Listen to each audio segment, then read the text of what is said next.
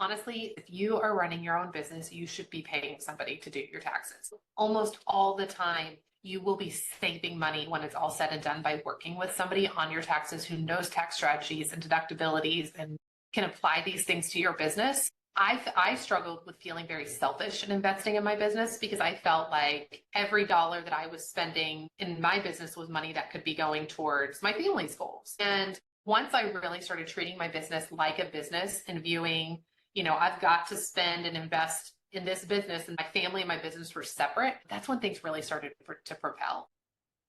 Hey there, I'm Kaylin Wood, and this is Money Matters for Moms, the show where busy moms turn overwhelm into abundance. Each week we'll talk side hustles, saving hacks, wealth tips, and some energy tips to help make it all stick. Real tools for real financial freedom. No ramen required. I'm talking with Jackie Easterday. She helps stressed out, overwhelmed small business owners grow the business of their dreams. She's a CPA who specializes in small businesses, and she manages clients in over 35 states. So she's different from many CPAs because she doesn't just handle finances for clients. Jackie actually educates clients so they know how best to manage their finances as their businesses grow. So welcome, Jackie. Yes, thank you for having me. So glad you're here. Can you tell us a little bit about what inspired you to become a CPA? My undergrad is actually in finance, and I went and worked in the finance world for a couple of years, and I honestly hated accounting. I wanted nothing to do with accounting. And as I got into the real world, realized how, especially in finance, but really in any part of business, you can't exactly get away from accounting. And so I really started to honestly look into things on my own and decided to go back to school and got my master's in accounting. And during that time period, fell in love with accounting. But to migrate into the CPA role position was really a long-term goal at the time. I never would have imagined I'm where I'm at right now, but I really wanted to have the possibility of flexibility down the road in my life. I was, 24, 25, didn't know what my life was going to look like, but I knew that I wanted to have that capability. I knew of other moms of my friends growing up that were CPAs that just worked during tax season. I wanted to have that flexibility. So I went, got my master's, got my license. I worked in public accounting for a long time, had my first kiddo and realized the 70-hour work weeks were not my jam. It wasn't for me, and kind of scaled back. And then eventually, started my own business. And so the flexibility has always been at the core of why I wanted to go into this specific passion and this specific path of accounting. But I never would have imagined I'm where I'm at. I get to work with who I get to work with and do what I get to do. So it's completely unfolded in a direction I never thought, but the core of what I was doing and why I wanted to go down this route kind of holds constant. You've fallen in love specifically with working with Yes. small businesses and Yes. especially with moms. So tell me a little bit about that. So I love working with small business owners because you get to witness firsthand their ingenuity and tenacity to run their business. I mean, they are so incredibly passionate. What I get to witness from every single business owner is something incredibly unique. And almost all small businesses are somehow centered around something personal. And so getting to kind of witness business owners pour that personal side of their business into their work is not something you typically get to see in larger companies with a huge amount of employees. So that's honestly, it's just incredibly humbling that people trust me to get into that side of their business. And I love working with moms who are starting their own businesses, have their own businesses, whether this is a business with multiple employees, if it's a part-time kind of side hustle, because there's nobody out there who is more efficient, more driven, and can do more with their time than moms. And so it's amazing to get to, on top of that small business owner piece, really witness what moms are able to do because they are used to multitasking and juggling and fitting things in. And so to witness what they get to do firsthand with their business in whatever way they want that to look is really incredible. But most of them, when they come to you, they know nothing about taxes other than personal taxes, right? Yep. So tell me about that. Yeah. So that's why you hire an accountant or CPA. You have your zone of genius. You are skilled and proven at making money in one specific area, and you're not a CPA. So honestly, the people that come to us, they are growing, they're scaling, but they're knowledgeable to know what they don't know, right? And so they're looking to bring somebody onto their team that can be that expert and can guide them and advise them and sort of partner with them to give them that piece of the financial side of their business that they don't have. They don't have that skill set and they shouldn't. And so most people come to us, they have no idea. When do they file quarterly taxes? Do they become an LLC? Do they need business bank accounts? How do they track things? What can they deduct? You don't know any of that. And so, on top of combining my experience with tax strategy, that's where I've kind of coupled in the education piece. I think even if you have somebody on your team that is handling your taxes and your books and the financial side of everything, it's so important for you as a business owner to have an overarching understanding of what's going on in your business. And that's where the education piece comes in. I really want people to feel empowered by their numbers and empowered by the tax strategies we're taking and really understand it. Well, what are some things that you wish people knew about taxes?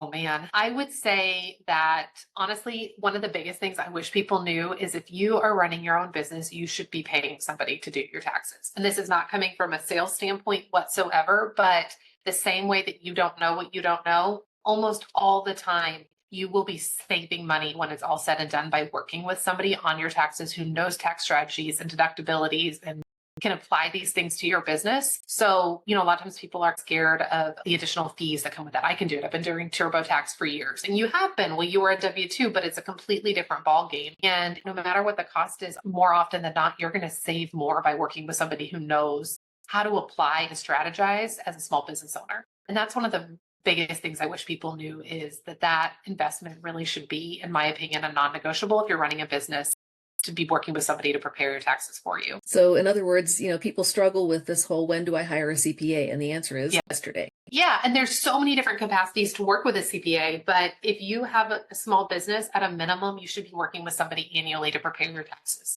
just to maximize some of those tax savings you're probably not aware of. And then as you grow and scale and really grow your business, bring on team members, you should be bringing on somebody who is an expert in payroll and bookkeeping and all of these additional other layers. Then you really get into tax strategy and things that you can do throughout the year. But it kind of just stair steps into where, what growth phase your business is at. But at the very beginning, yes. Now, if you've got a small business, bring on somebody. Well, so tell us a little bit about things that you wish that you knew when you started your own business. There's so many things that you don't know what you don't know. And I think that one of the first things, this is kind of a non-financial piece that I really wish that I knew, is just to keep going. Try new things. Not everything has to be perfect and work out the first time. There's that notion of failure is just not trying, right?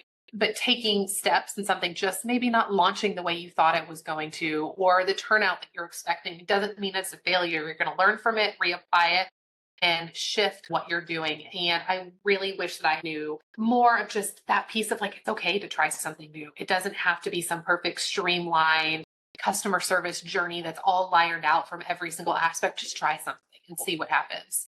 And just keep going, because you never know what's going to click. And every single time you try something, you're learning from it and you're able to apply that into new and different aspects of your business. From a more financial piece, I think one of the things that most people don't know and don't think about, it's not too soon to start separating your business and your personal transactions. That's one thing that I think a lot of people I hear often, and I felt like this when I just kind of started my own thing. I was freelancing as a bookkeeper for a few nonprofits. I had 3 small kiddos, and it's easy to think I don't really have any expenses, right? It's not a big deal. I don't need a separate business bank account. I'll operate as a sole proprietor. And legally, that's absolutely true. But it's not too early just to open your LLC, open a business bank account, and start separating everything and getting into that habit. And then along those lines, there's things that come with it, like getting your LLC, getting a tax ID number, opening the bank accounts, all those things that come in line with all of that startup. But it's not too soon to just really treat your business like a business.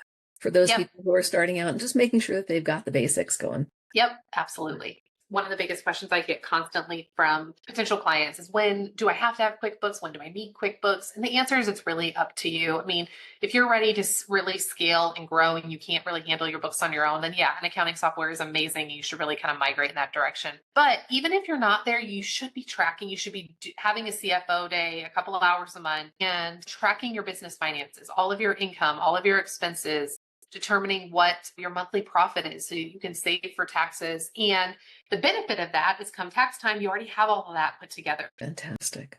So tell us, if you had one piece of advice to give to moms starting a new business, what would it be? I think success is defined in so many different ways. And so it's so important to figure out what success looks like to you, because it's not going to be what it is to the business to the left and right of you. Success to you is going to be very different. You could be in the early stages of motherhood with kiddos at home, and success is just being able to work a little bit during nap time or the evenings and grow your business the way you want. You could be in the early stages of motherhood and have your kiddos at daycare and be growing a 40-hour-a-week business. It's just what it looks like to you. So I think that's the biggest parameter to set is, what does success look like? What does booked out look like? What do you want the business of your dreams to look like? And then setting things in place to really scale and grow in that direction with that mindset, because it can get so easy, especially with social media right now, to compare your business to somebody else's. And it shouldn't be like that. We've all kind of got this vision of what we want our business to look like for us personally, for our family, whatever we want it to look like. And I think it's really important to not lose track of that and to measure your own success based on what you want your business to. That's beautiful. And your business is exactly what you want it to look like. Yes, it is. It's taken a while to get there, and it doesn't happen overnight, but getting to that point where you're operating and running exactly, you can be present for all the people you want to be present for, whether that's your clients, it's your children, it's your husband, it's your friends, it's, the volunteer organizations, whatever you're doing, it's being able to be present for everybody. And that looks different for everyone. Right. So some people, for them, success might be 10 hours a week, and for others, it might be 40. And it will change. It's going to fluctuate all the time. That's one of the biggest things I think from starting my own business is I thought this is what I wanted it to look like. And it did. And it was great. And we got it to that point. And then all of a sudden that changes. And so it's being able to kind of ebb and flow and continually have those internal meetings with yourselves on, is this going the way I want it to go? So often I see clients that are just like, I got to grow, I got to grow, I got to grow. And they make some big shifts in their business really quickly. And then all of a sudden sort of have an aha moment. And they're like, this is not what I ever wanted this to be, and they kind of scale back and go back to the beginning. And so it's just a matter of really sticking to what your true guideposts are for yourself and for your business, and always using that to center you as you're moving along. Right. And also, I love the point about not having to have everything in your own wheelhouse, right? And being able to hire on people who can support you in different ways. Absolutely. So many people, when they're starting out their first business, they're trying to do it as a solopreneur, right? Mm-hmm. They have to learn everything. And it's not easy to just dive in and invest. I think this is one of the things that I struggled with a lot at the beginning of my business and this is kind of where opening your own business bank account, treating it like a business at the very beginning really kind of helps to set some really good mindset pieces into place. But I struggled with feeling very selfish in investing in my business, because I felt like every dollar that I was spending in my business was money that could be going towards my family's goals. And once I really started treating my business like a business and viewing, I've got to spend and invest in this business, and the family and my business were separate, that's when things really started to propel. And so I think that it can be very challenging, especially as moms, because we are just wired to serve everyone around us. And it's so important to really focus in and treat your business like a business and invest in those people. And you will, when you have the right team and the right people in place, you will start to see that return on your sales and on your time and those pieces that really matter to you. It's just finding those people and taking that initial lead. Absolutely. Well, thank you so much, Jackie. It has been fantastic talking with you. Yes, thank you so much for including me. Thanks for tuning in to Money Matters for Moms. I hope today's episode left you inspired to take one little step forward. Check out the resources in the show notes and share this with another mom who's ready to thrive. You've got this, because abundance is easier than you might think.